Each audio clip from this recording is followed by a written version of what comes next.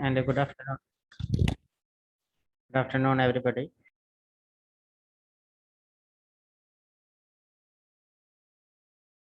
So um, today is our last session officially, but in future also we will have this type of sessions together on various subjects. So, but for as of now, we'll be talking about opioid availability in India. Uh, so in Kerala, the opioid availability is uh, much easier than many other states, even though there is a single rule for opioid control in India. Uh, but this session will help you to understand what are the barriers in opioid availability and how we can access opioids, what are the procedures, etc. So it's over to you, sir. Thank you, Sunil. So, hello everybody. You are all going away after today. Very sad. But as Raju said, I hope we can continue to be connected. You have learned how to treat pain. If you have a patient with intense pain, say from cancer, you now know how to move forward, how to proceed, provided you have the medicines available.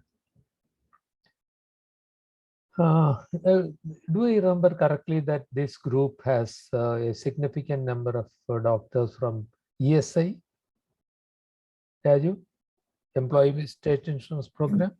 Yes, sir. So, for example, when you need a particular medicine, morphine, what do? You write a request to the hospital authority, superintendent or whatever, and you expect them to procure it for you. That's what you do for other medicines. Unfortunately, it may not be that simple. So I am asking every doctor, all the 29 doctors here, to think about our objective. What do we want to achieve? Why did you take the trouble to do this course? It was a lot of trouble, precious time. I mean, you are all such busy people, and you have spent so much of time. Our objective should be relief from pain, and we mentioned on another day that our objective is not only relief from pain, but it's also improved quality of life. That's our objective. And I am telling you that purely by writing that request for oral morphine, you're not going to get it. Because this is something new. The hospital is not used to that kind of functioning. No other medicine comes through this route, and it is new. Doctors, please remember, unless you take the initiative to go after the request, make sure that the medicine reaches you. It's unlikely that you will get it. And you don't have to do it alone. We work with you.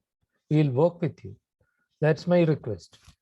At every step, when there's a problem, please reach out to us. We will work with you. That's one of the important things that we do in many parts of the country. Because we have been working in this field for 25 years, we know what all objections will come at each step. At the hospital superintendent, at the pharmacy, at the drug controller's office, everywhere. So that's my first message. Let us make sure that you are able to use the knowledge you have gained. You are able to reap some harvest from the precious investment of time. With that, I am going on to the subject, reminding you. Sir, can you make it into a presenter view? We can see 2 slides at a time now. It is not happening now. I'll just ensure and reconnect. Yes, sir, make it into presenter view. That's it. Yeah, it is. Wait a minute. And show. Raju? So you can continue, sir. Okay. So I'll have to keep asking you to change the slide. So let us start now. Second slide, please. So I was just about to remind everybody that we have mentioned this before. A doctor's duty is to mitigate suffering. It is to cure sometimes, relieve often, and comfort always.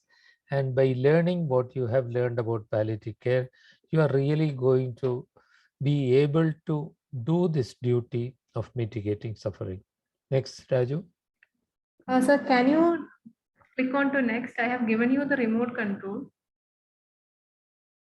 Is it working? Yes, sir. It is working, sir.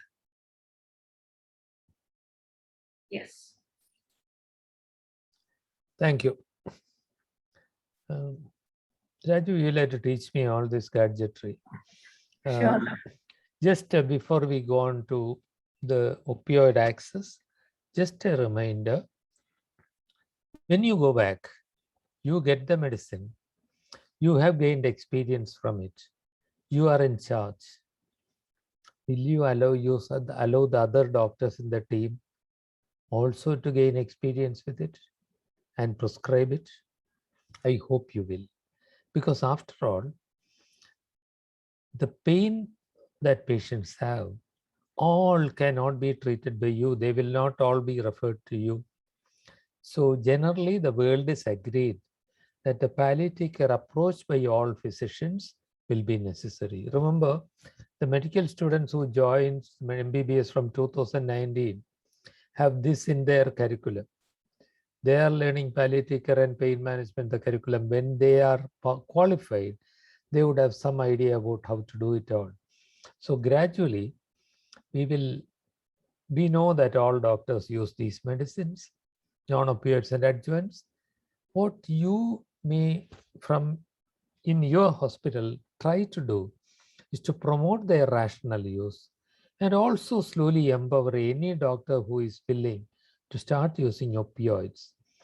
And so that you specifically will have to take care of only the difficult pain.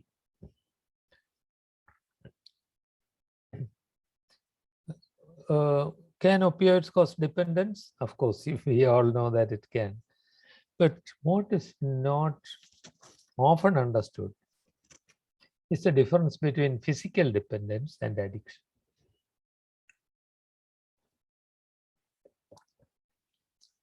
If you use morphine on a regular basis, orally for more than 3 weeks, or if you use injections on a regular basis even for a few days, the patient may get physically dependent on it, physical dependence.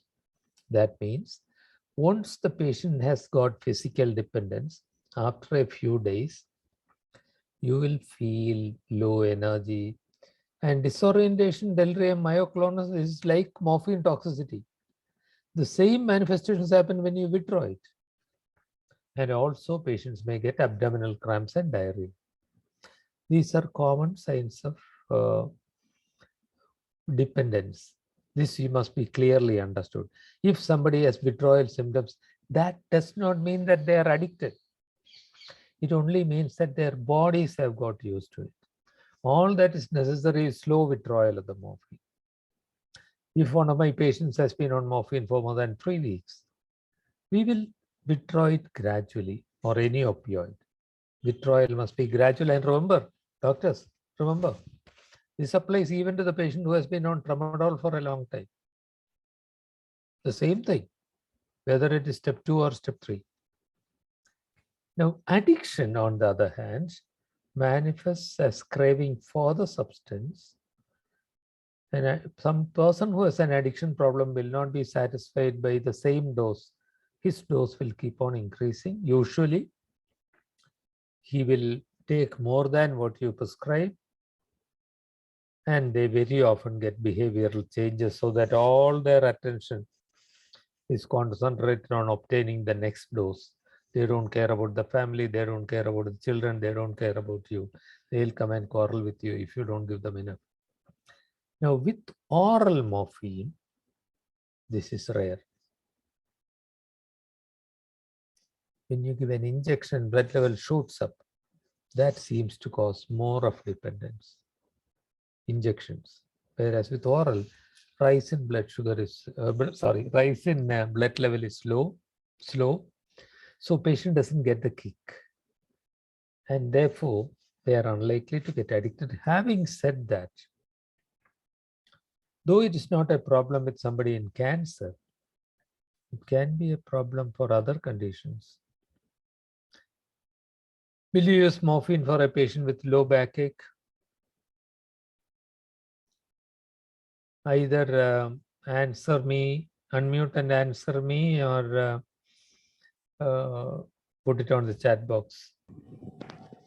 He can be addicted because the low back pain will never disappear. And so he'll keep on adding. So he can get addicted. That is true. So I don't remember. I didn't get who said it, but thank you, Dr. Kale. You're totally right. It is for a lifetime very often. Therefore, we will not say that never use it.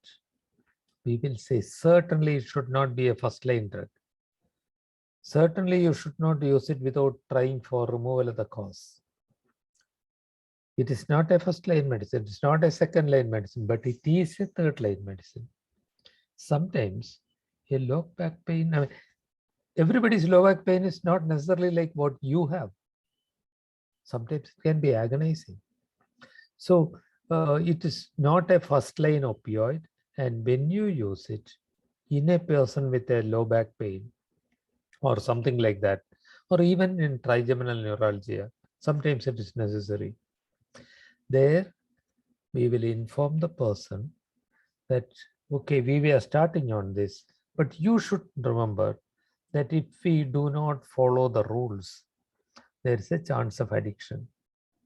Therefore, we will have this agreement between us.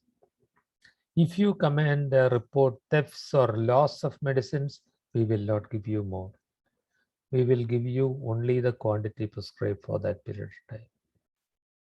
And at that time coming and there is no argument there.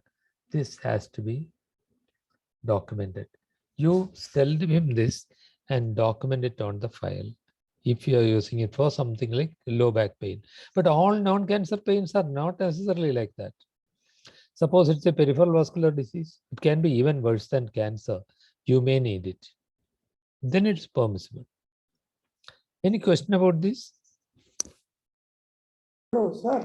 Can this opioid be used in TAO, that is thromboangiitis obliterans, Buerger's disease? Because they are having very extreme pain. Buerger's disease. Dr. Bakale, Yes, sir. not only they can be used, they must be used.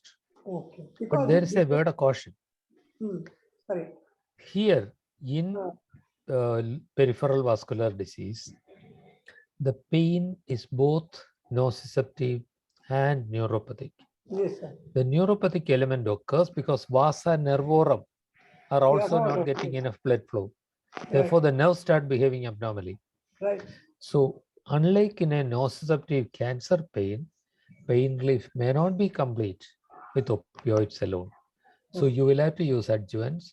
It's difficult to treat, but opioids are absolutely necessary. It is, I would say, in somebody with peripheral vascular disease, if you offer me a choice between Buerger's disease and cancer, I'll say I'll take cancer because that is horror beyond imagination. So please, yes, just because it is not cancer, don't avoid it irrationally. When it's necessary, it has to be used. Dr. Kale, thank you for asking that question. Very, very pertinent.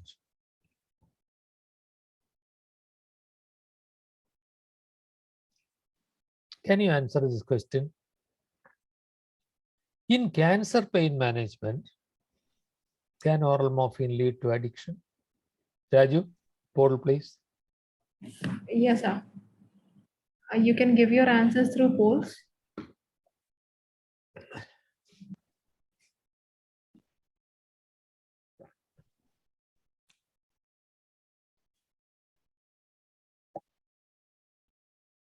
Sir, Yes. how much time it takes, like, for getting into an addiction? Like, this is only for 3 weeks.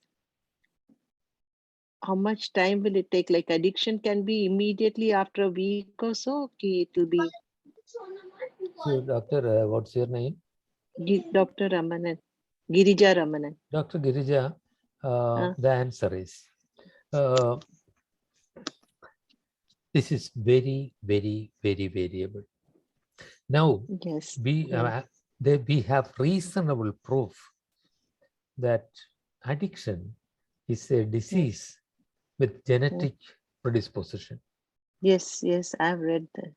So you see, if you look at 5 smokers, some people may stop without any problem. Whereas somebody, they may have an ischemic heart disease, but they are unable to stop it altogether. So any addiction has a genetic background. Almost certain that there is a genetic background. So how long it takes is very variable. The 3 weeks for oral morphine is generally given as a general rule. In less than 3 weeks, people are not likely to get addicted. I have had a patient who had morphine for 2 years, and then he agreed for radiotherapy. His pain went off. We planned a slow titration back to stop it in over 1 month. He came back next month, handed back all the tablets and said, I've stopped everything that day itself. I have no problem. So depending on the genetic makeup, it can be very variable. 3 weeks, maybe 3 months, maybe 3 years. It is very variable. Thank you for the question. Now, coming to the answer for the poll. Most probably, I would go with both answers. Let me tell you why I say that. It is unlikely to lead to addiction. The question is, can it lead to addiction? I will say it is unlikely to lead to addiction. I have seen 2 patients who had an addiction problem. One was a patient who had a very slow growing giant cell tumor. He lived for about 22 years with that. But towards the end, he did show some craving for the medicine, unfortunately. We somehow managed it without increasing the dose further, but it can happen. In cancer, they say addiction possibility can be up to 3% if the treatment is continued long enough. The other was a case of, that's not cancer, was where a mistaken diagnosis was given. He had chronic calcific pancreatitis. He was diagnosed by biopsy to have cancer. He did not have cancer. That's another sad story. So both answers are correct. Very unlikely to cause addiction, but it is a remote possibility.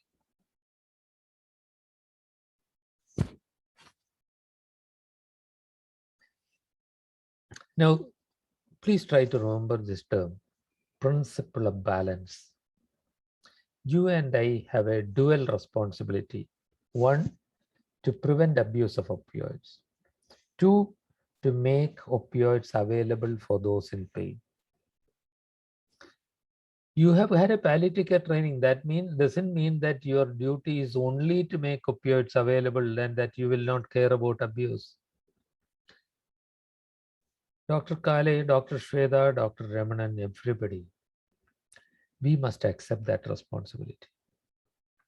We must ensure that in the hospital where you are going to be the pioneer of palliative care, maybe in the state, you will have to ensure proper documentation. No documentation, guaranteed abuse. We have to be rigid, strict about documentation. No compromises there.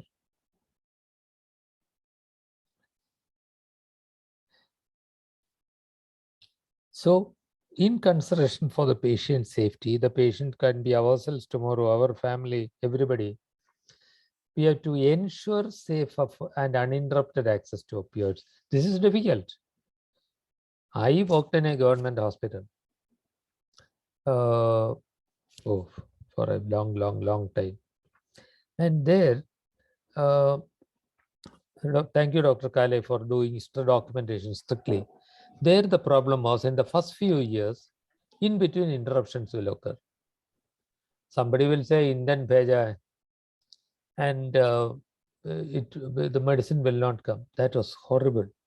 So we had to work with the hospital administration and with the system to ensure uninterrupted access at the same time. For which this is the catch. Your doctor's training may not be enough. You will have to find out where the catch is. Which table is it getting stuck? Is it at the pharmacy? Is it at the administration office? And we will have to work at it. And of course, as Dr. Kale said, he ensures rigid documentation, strict documentation. That's absolutely important. And we all will have to be advocates. You are not only a palliative care physician from tomorrow, you are also a palliative care advocate. You are advocate for your patients. But just because of the knowledge that you have gained as a doctor, as a palliative care physician, we become natural attorneys for the poor, for the suffering. That's somebody else's quote, I have forgotten. You are the natural attorney, because unless you argue for this man's pain relief, nobody will. Okay, wait, before I go on to this, any questions so far?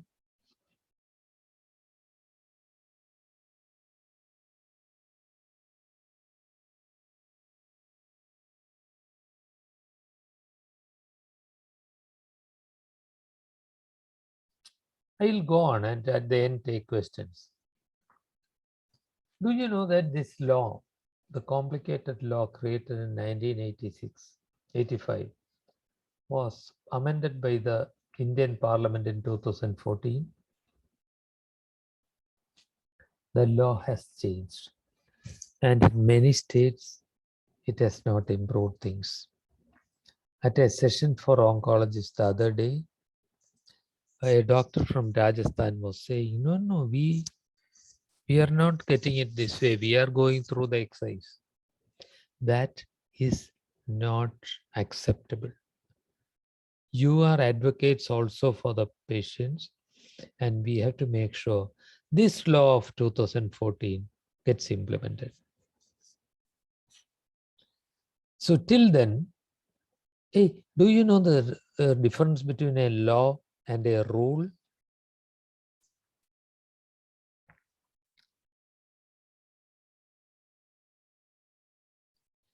Raju, after this, we'll have to go back to the previous slide. Unlike the act, which is passed by the parliament, the law, the rules are created by an executive order. To implement the law, rules are created. So that may be created by the health department. In this case, it was by Department of Revenue of Government of India, whereas in states, it is done by the health department. But states no longer have any authority to change these rules. So the whole country has a uniform rule now. According to the rules, 3 of the medicines that we are interested in are called essential narcotic drugs, ENDs, essential narcotic drugs. For these 3 medicines, to stock it according to the new law and rule, any institution has to be a recognized medical institution, RMI. Now, I know it has not been implemented in all the states. Unless we work at it, it will not get implemented. But once you get it implemented, you won't need these 4 different licenses. Raju, can you go back to the previous slide, please?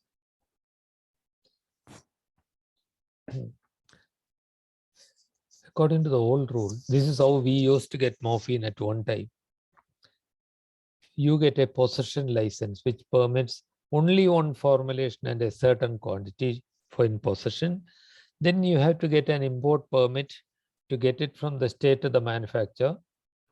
The manufacturer has to get an export permit to send it across state border. And in many states, including Tamil Nadu, it was also needed a transport permit to move it from one place to another.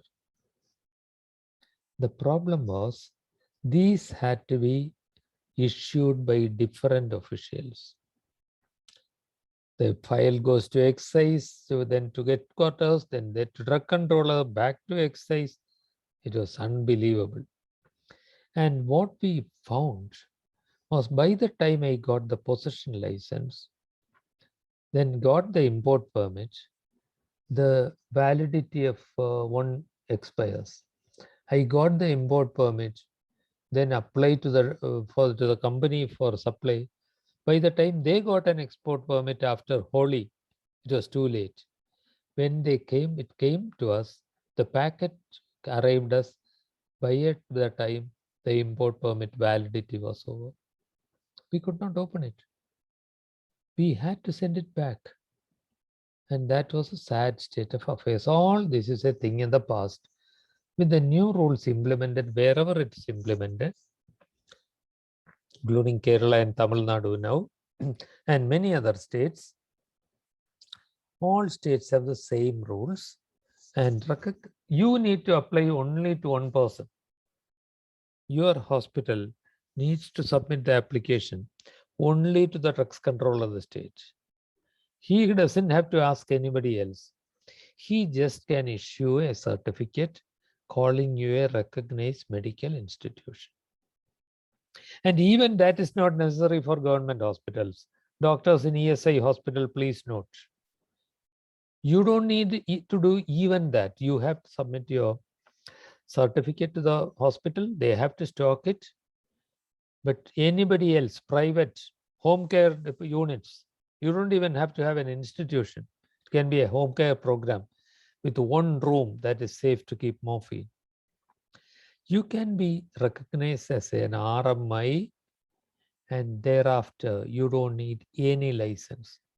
So everybody here, in some states, drug controllers still ask for the application for RMI, even if you are a government hospital. Okay, it's easier to give it, but it is not necessary. So all the doctors here who are not from the government service, please note, we have to prepare the application. Today we have to learn how to do it, and then we will send it across through your hospital superintendent or whoever that is. That means that person will have to be convinced. You will have to be an advocate with that person, telling him or her what you learned, persuading them to follow this. Any question about this? Please ask.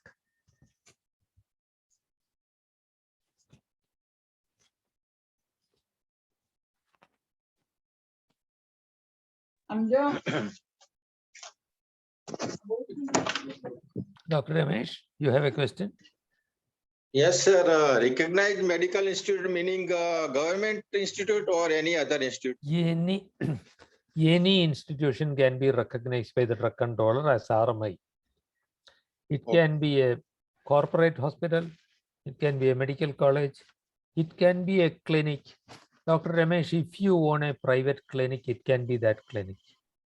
Okay. And if you have one room for safe custody, if you are doing only home visits, nothing else, even then you can be, your institution can be recognized. No, I want to say that if institute is government, then they require for any license. Government institutions, according to the new rules, are not RMIs. They are not don't need to apply by the rules. Okay. You are deemed to be an RMI, but you still have to do all the documentation. You have to send the report. You have to report to the drug controller that so and so is trained, and we are getting it. But there's one problem. Sometimes the manufacturer will say, give me your RMI certificate. And then you will say that the government institutions do not need it. Then the back and forth correspondence will go on. That may cause a delay. But Dr. Ramesh, in answer to your question, Today, government hospitals do not need the RMI certificate. Okay, thank you. Sir, the RMI, does it require renewal? With the once it is issued, it's for a period of 3 years. Before the validity expires, you will have to reapply for extension. Okay, thank you, sir. So Dr. Vaibhav asks, can I, as a doctor, be eligible to prescribe the narcotic drugs to patients after completion of FCPM course? I am working as a permanent medical officer in a government hospital in Uttarakhand. Doctor, the first question is, first important answer is,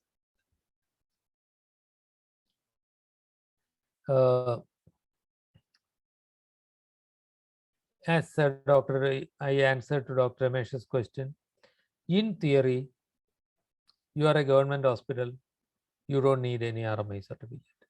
But in practice, sometimes they will ask for several questions. Now, the law and the rules say only that the doctor should be certified in pain management. That's all they say. The doctor should be trained in pain management. But now, because the rule doesn't specify what is the training, it will be up to the drugs controller. So what I recommend is, Dr. Vaibhav, you should send in your certificate of this course. In Kerala, for all the participants in Kerala, the drugs control of Kerala has given an order, which we are happy to share with you, saying that online or virtual courses are okay as adequate training. That order is something we have.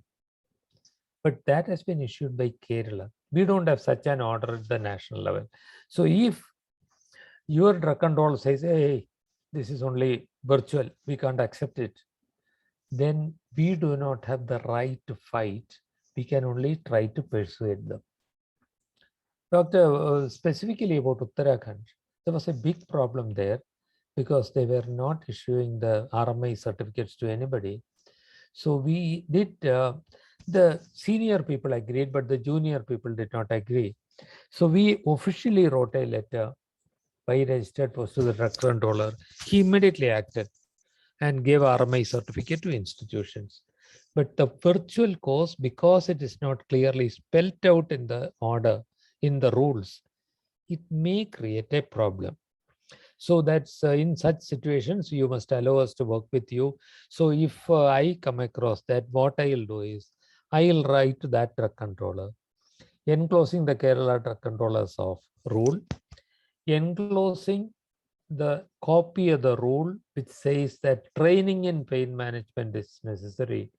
It doesn't specify what kind of training. So please accept this. We will fight this. Usually they can be persuaded, but if there are problems, we will fight it. About the format to write to the drug controller, I am going to talk about it in a few minutes. What are other requirements? I will tell you what are the requirements for application. Okay, so let me move on to the next point. Thank you for the interaction. I'm glad important questions came up.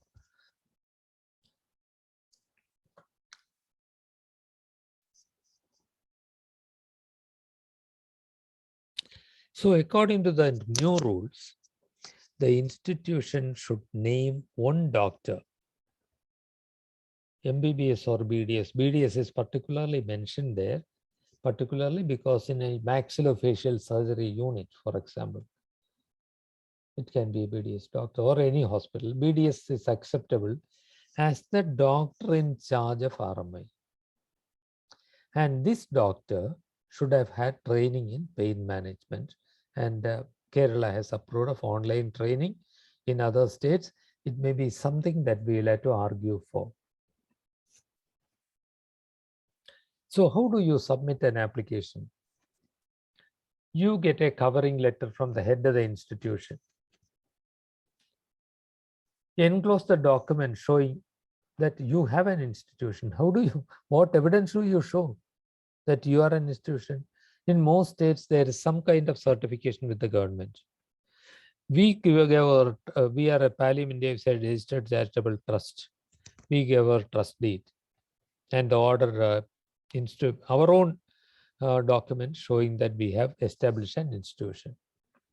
If it's a private institution, usually or invariably there will be a commercial license issued them, permitting them to run the institution. So whatever is one document to show that you are a real institution, that's all that's necessary. Your degree certificate will be necessary. Your registration certificate with the medical council will be necessary, because they will have to decide that you are a genuine doctor. So this becomes necessary. And Raju will be sending you a certificate of training of this institution after the formalities, and that also you will have to enclose. So enclosing these 5 documents, always prepare a register, send it by registered post. Don't just post it, don't go there. Personally, I will recommend, don't go there. If you go to the office and wait in the corridor, they will say, okay, come on Wednesday, come on Thursday. You don't have to, we'll fight it out. Just only thing I will advise is get hold of a file, and start it. Everything that your copy of the letters that you have sent with the receipt of the registered post. You should have evidence to show that on such and such a day you have sent it, and save the receipt.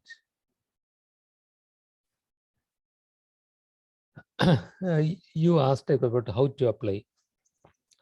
Raju, of course, you will be sharing this with everybody, right? Yes, sir.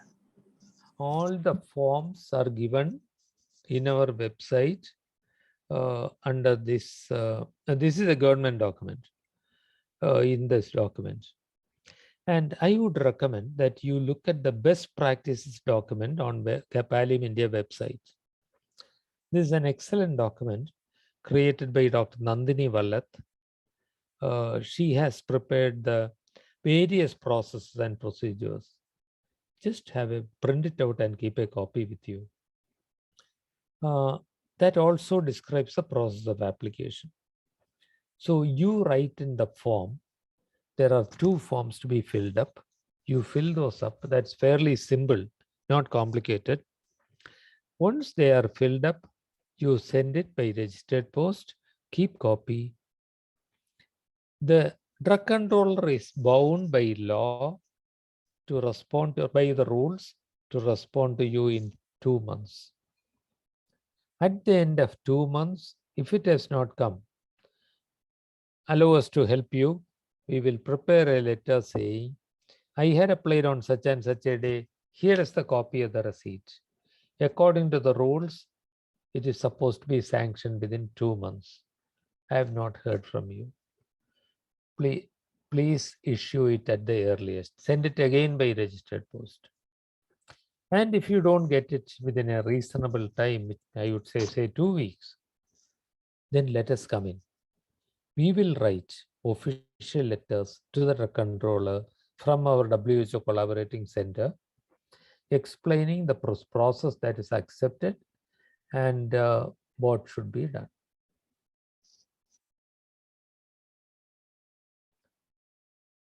But about taking the stock in documentation of dispensation, please supervise. Your pharmacy may be doing it, or if you're in a small clinic, your nurse may be doing it, but you will have to supervise it. Don't leave it to them. You are going to be in charge, and you must know how exactly to go about it.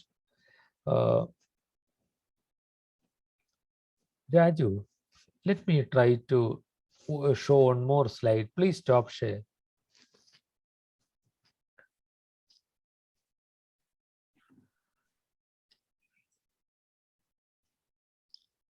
Just give me think of your questions. Ask your questions on. Do you see this photocopy from our register? This is the register that we keep. we are supposed to keep a copy of every prescription. Well, for us, our file, we keep a case sheet in our center. That's our copy of the dispensing. If Dr. Ramanan, Dr. Girija Ramanan has written a prescription in your institution, you should have proof of this. That may be just a copy of the prescription that you write, that you keep. It may be an electronic copy. It may be a register, the patient's case file, but you should have some documentation. And we also make this register where here we write any receipt. Okay, we got it from this pharmaceutical company on such and such a day by post. The quantity received is this. And sorry.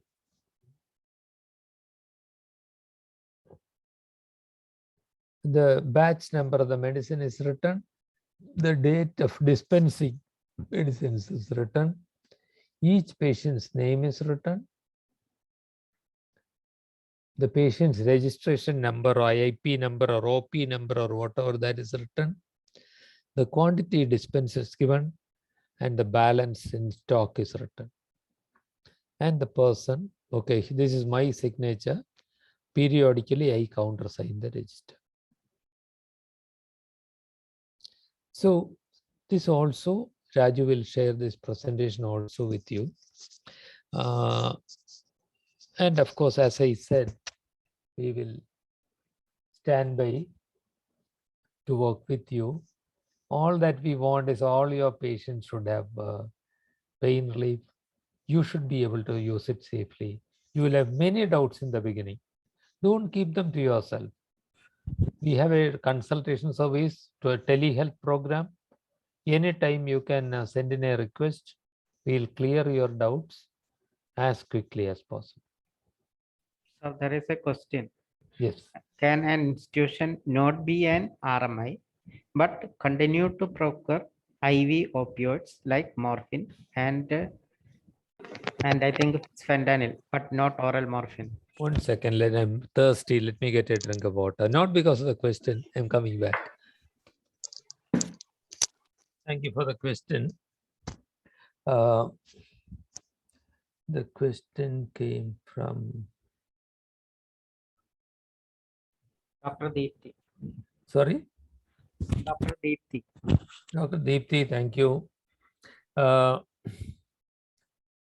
According to the new law and rules, the same rules apply for tablets, syrup, injection, anything. If you have an RMI certificate, you can get oral morphine tablets, you can get morphine injections, fentanyl injections, transdermal fentanyl, methadone syrup, methadone tablets when they are available, methadone injection when it becomes available. Same rule, all formulations. But in our country, even 6 years after the new rules came out, many states continue to use the old rules, which are not legal. You may continue to get the morphine through the complicated route that your hospital is going through, excise, drug controller, excise, and that kind of thing. If you are getting it, that's fine. But I am telling you, once you get the RMI certificate, you don't have to go to that route. You order morphine tablet, you order morphine injection. Same, say RMI does not need licenses for that injection also. So Dr. Vinakaran Sharma asked, how much medicines can be dispensed at a time?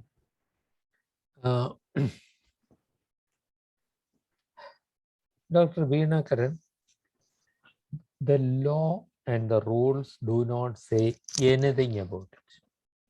Thankfully, it is your judgment and our judgment.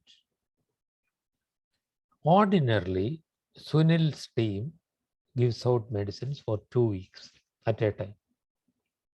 Sometimes the patient is coming from far away. They may also give for 3 weeks or even 1 month. Usually we do only that much. But when the pandemic came and the lockdown happened, there was a special situation. At that time, we did not know whether we will be able to go there even again.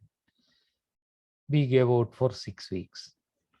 But as I'm saying, this is a matter of your judgment. We have to make sure that it will not be misused. It doesn't make sense to give out a large quantity. But if they are coming from far away, I would recommend give as much as for a month, but not more than that. Dr. Kale asks, is there any restriction on the number of days for oral morphine to be dispensed? Absolutely nothing. No restriction. As I said, we usually give it for 2 weeks to 1 month, but that may happen for 10 years or 15 years, so long as the patient is alive. There is also no ceiling on the quantity that you can dispense, you can prescribe. What's the dose of morphine for a patient in cancer pain? That's a silly question. There's no such thing as the dose. Majority of patients will need only 5 to 20 milligrams Q4H, but once in a way, somebody requires huge doses. The highest that I have used in my life is 600 milligrams for hourly. That was for a brief period of time towards the end of life. So sometimes large quantities may be necessary for brief periods of time in cancer patients towards the end, but there is no limit made by law about the quantity that can be given, that can be prescribed.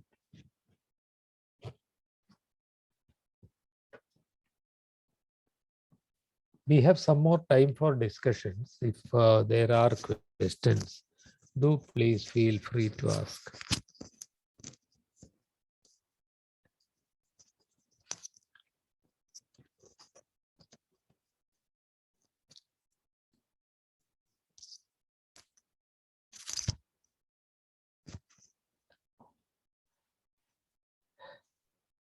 There is another question. Can we prescribe morphine without patient if unable to follow up? From Dr. Ramesh Kumar. Dr. Ramesh, there has to be a way of following up. No, we can prescribe morphine and send the patient off. But after 2 weeks, he will still need the morphine, right? So let me tell you what all we do.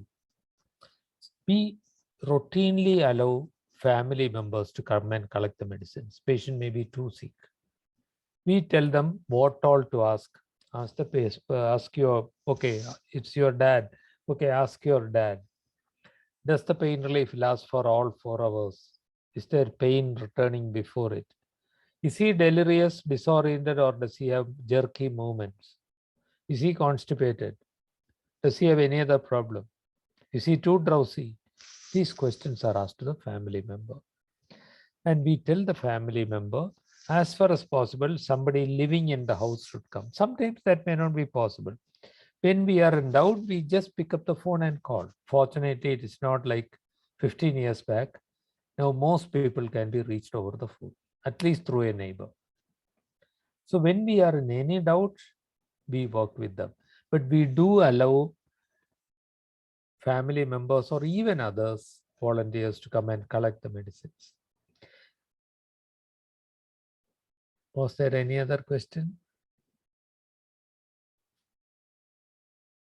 For outpatient patients, Dr. Kale, yes, we do a video call, but there is one catch. In the Indian Council of Medical Research, when it liberalized the rules for telehealth programs, telemedicine prescriptions, they legalized it, but they said that doesn't apply to control medicines. That was rather cruel. So, Dr. Kale, for an outpatient visit, you can do a video call and continue the medicines. But for the first consultation, according to the prevailing rules of laid down by Indian Council of Medical Research, which is now National Medical Commission, we will have to see the patient. So the No, this was after a continuation. Patient was there no with no me for for 2 months. continuing, Then, this is fine. then. Fine, doctor. You have already prescribed it. You are only continuing it. Yes, That's yes. fine. Hey, just to check whether the patient is there or not. Sometimes you have to do that also. Very You good. also that the patient is there. If whenever possible, I would. I'm very glad you are doing it. That's a good precaution. Yes. There are more questions. I'll answer them, but let me also say this. Even the first prescription, okay. Suppose Dr. Ramesh does not have access to morphine. Dr. Ramesh, which city are you from?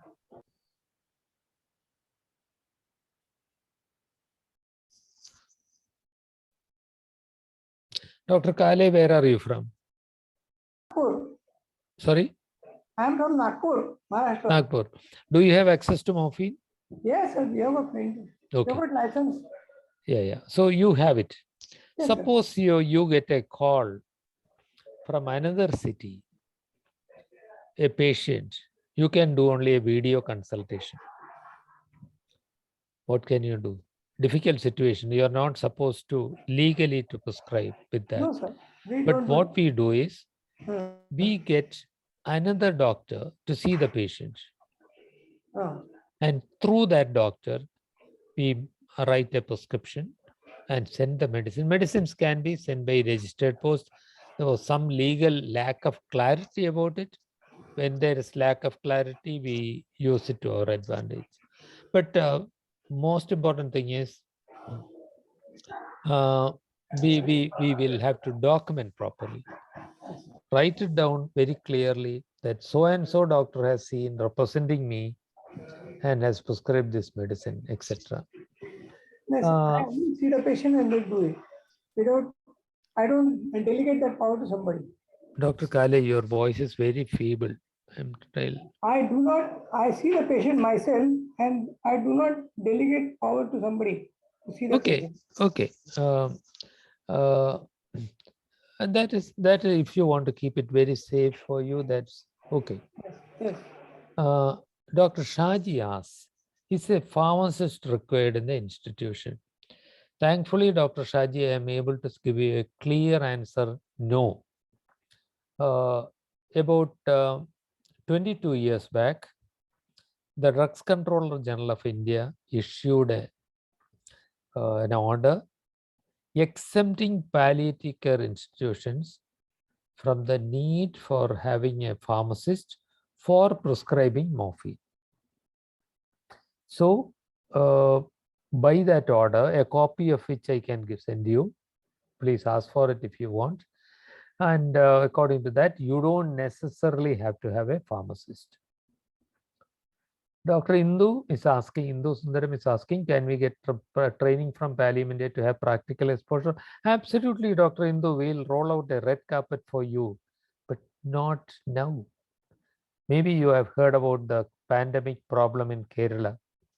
Kerala alone having as many cases as the rest of the country. COVID is having a grand time in Kerala. So we have suspended all physical training. As soon as the rates come down and it is safe, Sunil will restart it and we expect to have you with us. I will strongly recommend to everybody, whether it's with us or with some other palliative care unit, as soon as the pandemic situation permits, go there at least for a few days, get some practical exposure. Medicine learned virtually and medicine actually seen on patients are two different things altogether. If some drugs, Dr. Ramesh asks, if some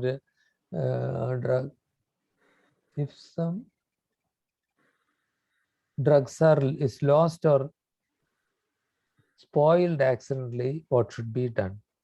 You should write it down in a piece of paper, document it, and on the register you write 2 tablets spoiled, 5 tablets spoiled, and the doctor makes an entry. Any person will understand it. We can explain it. It's better to be accurate like that rather than try to make adjustments. If we need to submit details of patient and prescriptions to some patient details of no, you don't need to submit details of patient and prescription to drug controller, but remember, a drug inspector will come to you sometime or other for inspection. We get somebody coming in once in 5 or 6 years. This may change from state to state. The drug inspector will stop by, check your stock, check your register, and at that time, if your stock and your register do not tally, he will ask why. He will ask for a written explanation. It will be difficult, so we will have to make sure that we keep all the documents regularly, but we don't have to give details of patient prescription to drug controller. Every year, we submit a report, an annual consumption statement, which is in one of the forms that I gave you the link for. In that, you report consumption for the previous year, how much you got, how much was used, what is the balance. Dr. Anita asks, what is the duration recommended? Duration for what, Doc? Oh, for the training, for getting a practical training. So I would say, Dr. Anita, come for as long as you can, but try to come for 10 days or at least a week. Because you will have to see, you see a patient being started on morphine, you see a patient being started for treatment for breathlessness. You will need to see how the progress happens. Just seeing on one day is not enough. And now that you have done this course, I would say a minimum of a week. I don't know what Sunil's answer is. I see that we have exactly crossed 4 o'clock. Sunil, is there a case presentation today? Raju? No, sir. Huh? We don't have a case presentation. as Okay, okay. The final session, we have to take the feedback. Feedback. Before we go on to the feedback, Sunil, now that you have half an hour for that, if people have any more questions, shall we try to handle that? Yes, sir. Have I missed out any questions, Sunil, in the chat? I hope not. I think now, if there is anything we have missed out, please ask us. Raju, will you please copy paste all the chats that came in the last part and send them to me, so that maybe, Sunil, I need to include answers to all those questions in the presentation in future. Yes, sir. We'll do the needful. Thank you. Dr. Shirley, do you have a question? So Ramesh asks, suppose Dr. Ramesh Kumar asks, suppose registered MO is on leave and patient. Listen, Dr. Ramesh, you in the practical world, the doctor in charge has to delegate responsibility. Anybody will understand it. You have to train somebody else, but if nobody else is trained, you have a problem. Some doctor in the team will have to take the responsibility. Maybe your nurse will get enough expertise to keep the documentation and everything, but who will prescribe it? So maybe you can do it on the phone and the nurse can dispense it, but somebody will have to sign. So you will have to hand it over to somebody else, delegate. You are still in charge. Okay, thank you. So suppose that other person whom you're delegating this job is not trained. Is it okay? It is okay only if you are there to do the hand holding. The law doesn't say anything about it. Let me tell you. The law doesn't say what happens when you are on leave. I am just giving a common sense answer. Dr. Girija, if you are handing over to Dr. So-and-so, Dr. Arun, you will have to still depend on Dr. Arun. Dr. Arun, if you have a problem, please ring me. But Okay. over some time, people get trained. That kind of hand-holding happens. In our institution, officially, from 15 years back, I am the doctor who is officially in charge of this. Morphine. In between, Sunil and his whole team does all the work. They all prescribe.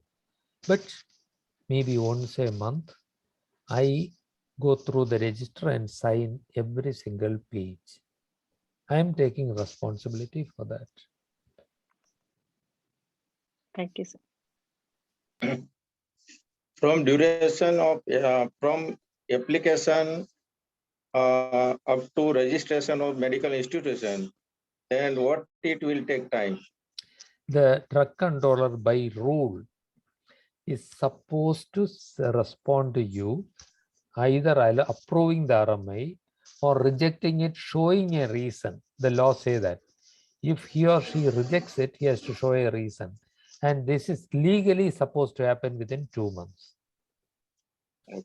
But it doesn't happen. We know how things happen in our country. That's why I said, if it has not come on day 61, send another registered letter saying the rule says that we are supposed to get this intimation within 2 months. Please do it immediately. And I'm saying if in another 2 weeks you still haven't got it, please involve us. Let us work with you to write official letters and get it sorted out. Dr. Indu, so you are in Trivandrum. Very good. Welcome, Dr. Indu, to see you one of these days soon after the situation. Right at the moment, we are not accepting trainees. We have a committee for applied ethics who have asked us to stop all physical training. So please wait till the TPR rate has come down a little bit, maybe next month, hopefully. Okay, Sunil. Dr. Ramesh, did you have another question? No. Sunil, I'm happy for you to take over. Sunil, do you want me to stay or can I leave? Yes, sir. If- There is any support from Pallium Trust India? Absolutely. Or That's what I'm repeatedly telling you, Dr. Ramesh. yes. You are not, I mean, we have this quarter of a century experience in working with drug controllers. Never ever pay any bribe to anybody. We will have to get it done through official channels and we will work with you. It will be a personal favor. It fits in with our mission if we can help you. It will No. I want to say after recognition of the medical institution, there is any support for to institution For what? What kind of support are you making? for more training, Yes. more guidance, anything? Doctor, two things. Yes. Raju, will you just bring up the telehealth from Pallium India website, the telehealth thing on the screen? So Sunil has a system where Dr. Arjun and team, there are 2 people available for answering questions. If you have a difficult patient, this what Raju has projected is our telehealth consultation line. Any patient, you can just ring up that number.